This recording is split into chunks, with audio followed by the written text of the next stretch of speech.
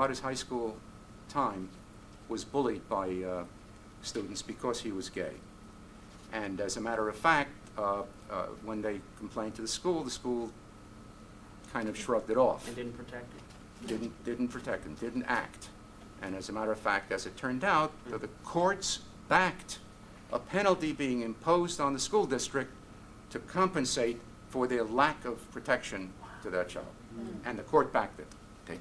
And one other case that I personally was involved with, not as serious, but it involves a contact at Rollway Hospital where I do some volunteering. And there was a nurse who has a sister, a nurse who has a niece. These people from Pakistan. And apparently a sister and the sister's daughter were living with them at the time, and she was attending a high school in Edison. And she was being bullied by students because she was a Muslim and she was going to school with her head covered. And there was a problem apparently with regard to immigration status, and the parents told the daughter not to make an issue of it because they would be afraid that they would be deported. Now, can you imagine telling a teenage girl who's being harassed in school that she can't make an issue of it because they have to be afraid they're going to be deported? Now, can you imagine what that would teach a young girl about what she's supposed to do in life when she's confronted by that kind of stuff? So what we, as a matter of fact, the gentleman who runs the pastoral care office is a Presbyterian minister that I work with. And he and I met with the nurse, the sister of the mother of the girl, and we advised her that she should go, bring it to the attention of the principal, and not be concerned about being deported, that that's not the job of the principal is not looking to deport her, and that the child must be protected. This is the reality of what's going on, and we have to address it as a reality. Bullying is not acceptable. I have to tell you that New Jersey is one of a few states that has really grabbed hold of the bullying issue from a legal standpoint. It's one of the few states that have really taken that seriously. As far as I know, at least the last time I heard, it was just a handful of states that have taken, and you would think after all of the killings in schools around the country that most of the states would have by now have done something. And the truth is they haven't. Okay, the community is basically an extension of the extended family in that sense, but the community also plays a role in establishing a norm, which helps teach children what the norm is. And if the community has a bad norm defined so that these children experience this, that they're going to suffer. So where are we in the next slide? Okay, ethical value resources. If we're looking for information about ethical values, it was not my intention to try to sell you a package of my ethical values. That's not why we invited you here.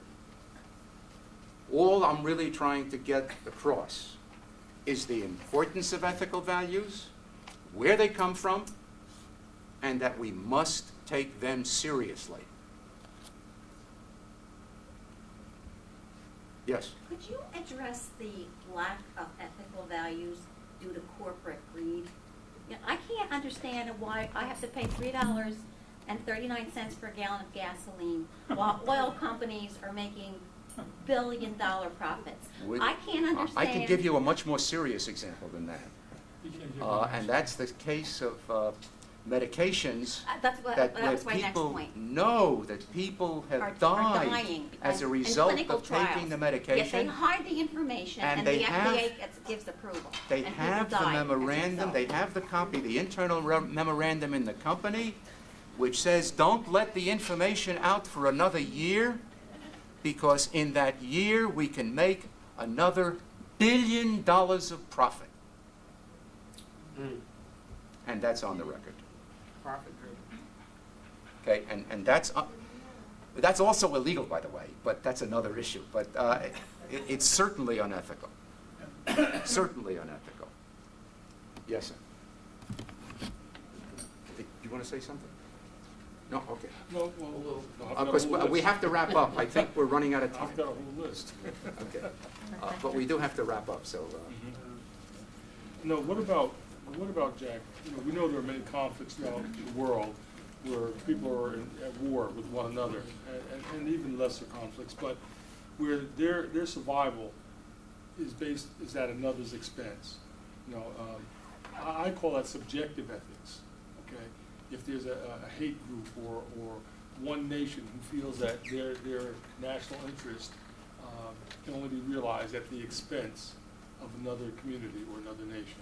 It's actually a complex issue. You gotta announce his question, because we can't hear what he's saying. The question that he's raising has to do with war, Okay. where a group of people or nation feels that its existence is threatened. And that then becomes a war. So what I'm saying is that that's really a complex issue, and what's at stake there is that the right of self-defense, if your life is indeed threatened, there is a natural right to defend yourself. And that's indeed a positive ethical value. Except, obviously, in some religions, they don't believe that. They'll say, you know, you let yourself be killed. But most religions, I think, will say, no, you have a right to defend yourself, and you should defend yourself. But there, the intellectual and the ethical integrity comes into play, that you have to be honest and make an honest, objective judgment. But if you literally feel that your survival is at stake, you have every right to defend yourself. Sure, but in the other instance where you're in a situation where you feel you must defend yourself, but what about that group, that entity that is the aggressor? You know, when they cross That's the line. faking it, you mean? No, well, when their values feel that they must take away your rights or your values or your security. I have to tell you that preemptive attack in a situation of serious threat, where you are seriously threatened, a preemptive attack by many is considered justifiable. That's what happened when Sean Ball.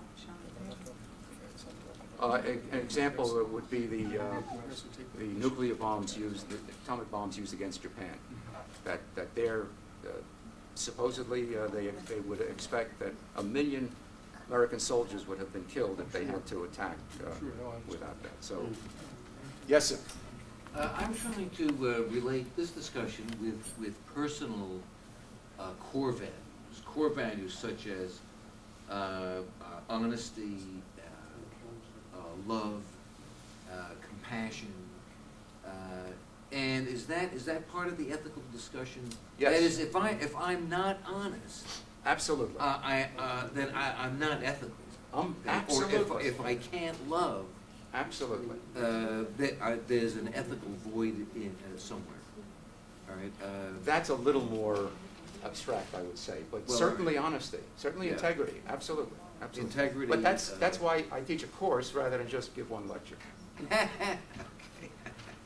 Because there are a number of other things we do that have to be considered. The whole idea of journalism, the state of journalism today, is very problematic in terms of ethical values. Okay, so there are places to go, and each of you has to go to a place you're comfortable with, that meets your needs, but it's important that you recognize that you shouldn't try to do it alone. That ethical values are not something that you really can handle totally on your own. You've got to link up with resources and people to try to make it as meaningful as possible. And that's why we identify things like religious institutions, churches, synagogues, whatever you're comfortable with in terms of the particular house of worship that you can identify with. And even if you're not, there are other community institutions besides religious institutions you can go to for help. And you should. You shouldn't try to handle it alone. It's much too really overwhelming to try to handle it on your own. Schools, I wish we can somehow get schools to put more of ethical value instruction into their curriculum. And I hope, and I have to tell you that this is something that I hope that the Human Relations Commission in Union County and Human Relations Council in the state can see their way into doing that, and I'm trying. That's why we're here, and that's why I make this same pitch at the statewide Human Relations Council. Let me just finish this. Good books. On that subject that you're just discussing, I'm merely going to suggest, go to the state, go to the Department of Education. Go to wherever. Very frankly, I'm doing that at the Okay, so State you Human do it. Relations Okay, Council. just as That's long as you exactly get- what we're doing. As long as you get the message through, that's fine. Good books. There are good books. And if you need help in identifying good books, go to a library, tell the librarian what it is you're interested in. Now be careful, because you're going to find that some of the books that deal with the subject of ethics have a particular focus where they have an agenda that they are constraining themselves to. And so you might want to further define, what it is you're looking for. But there are some very fine books. If you want some help, call Karen. I'm sure she'll be glad to get information for you. And I'll be glad to help her disseminate. I just call Jack, yeah, simple. And the bottom line is ask for help.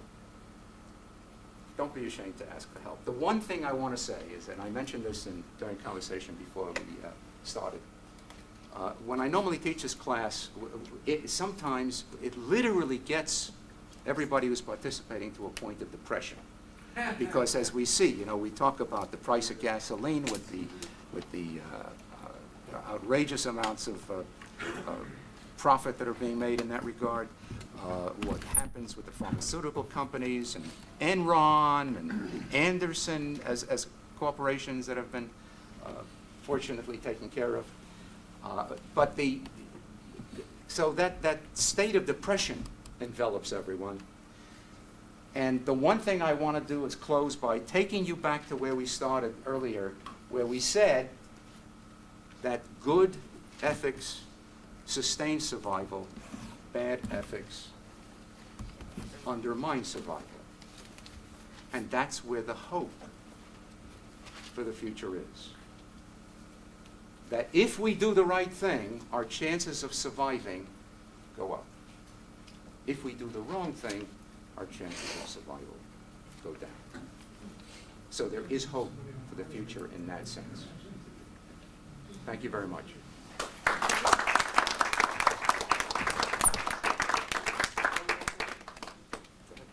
Well, the question of ethics to me is very important. So I look around the room here, and we have maybe 50 people out of a community of a couple of 100,000. And that's amazing to me, that when a subject like this, and it was all over the newspapers, and it was well advertised, that there doesn't seem to be a lot of, it's not an important topic. Does that mean that we that we're missing the boat someplace? I mean, I don't know. We have our priorities. Priorities. Well, let's ask some of the clergymen. Yeah, well, the churches aren't full on Sunday There morning? you go. That's the That's question. a good question. I think that there's a level of numbing that we've often talked about in this congregation that takes place. And when you go to consider these big issues that you've been talking about, there's a sense in which it doesn't matter who you are in the culture, you've been beaten over the head with poor ethics. And it does, I mean, you've mentioned, Enron, pharmaceutical companies, government, school, I mean, It's all over the place. Right. there's a sense in which bad ethical values have eroded the United States in particular. because of, I mean, we see it everywhere. We're It's free. desensitized. It's, no, There you go. we're, We're paying lip service, or well, we're taking it for granted. Whether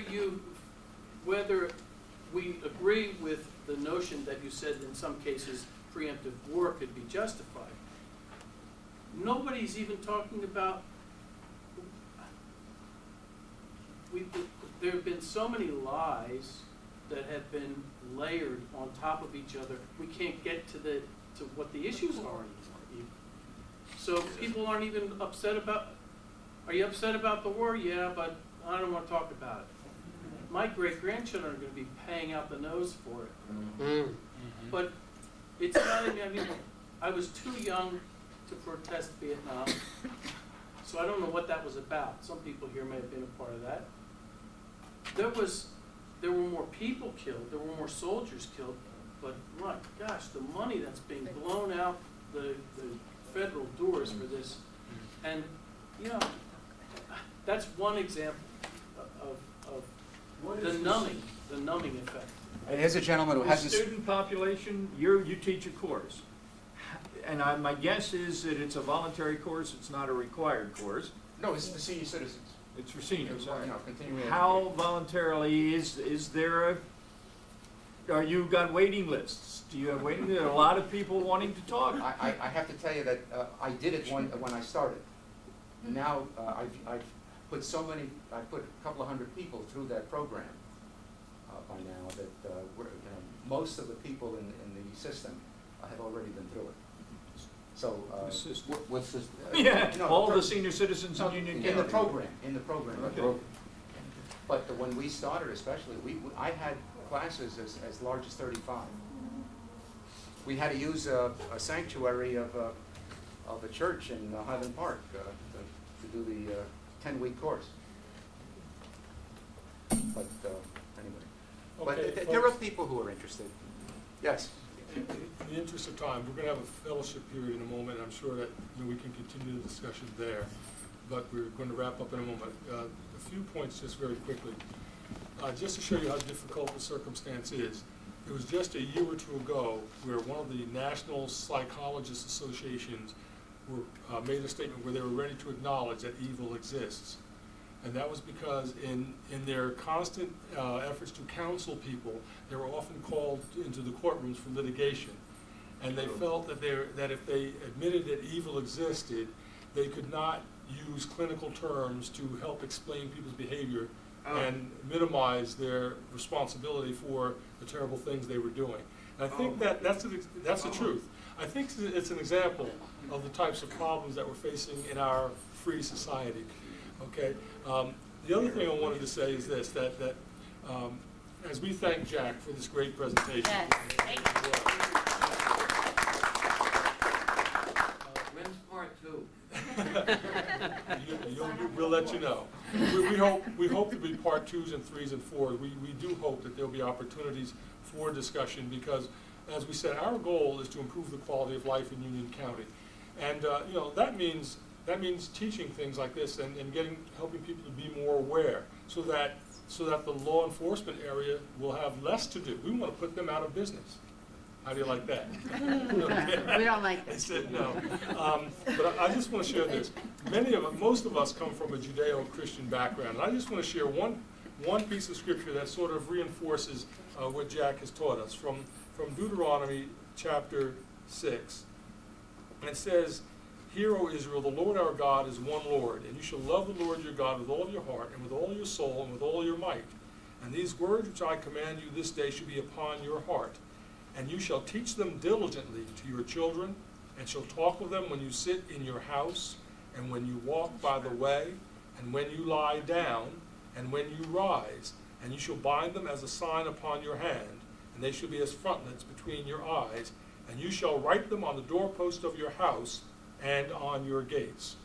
And I think that points out to us that the dialogue has to continue, and that we have to have an open mind. We have to hear what other people are saying, because whether we agree or disagree with where they stand and what they think, we need to understand what people are thinking and what they're feeling. Otherwise, the chances for peace and reconciliation are limited. So again, We really thank you for coming. I tell folks, we could sit here all night and discuss this, but there are refreshments in the back. We hope you'll continue the dialogue. We want to thank Jack. We want to thank the commission. Jim, would you like to say something? Jim Keith? Okay, he's what I call the senior co-chair. He's the man. And of course, Karen Positan, we're grateful to Karen. Karen makes things run. Okay.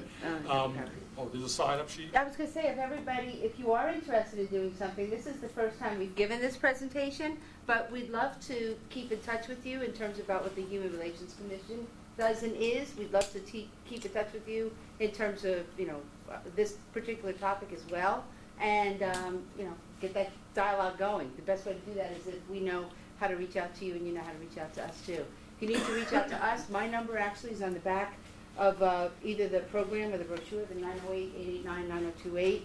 Prosecutor's office, the commission is under that. Executive Assistant Prosecutor Ann Frawley is with us tonight. You can always reach out to her. And thanks. Help yourself in the back too. But Thank please let us know how to get in touch with you. We thank our host. We really appreciate it. Oh, Goodbye. yeah.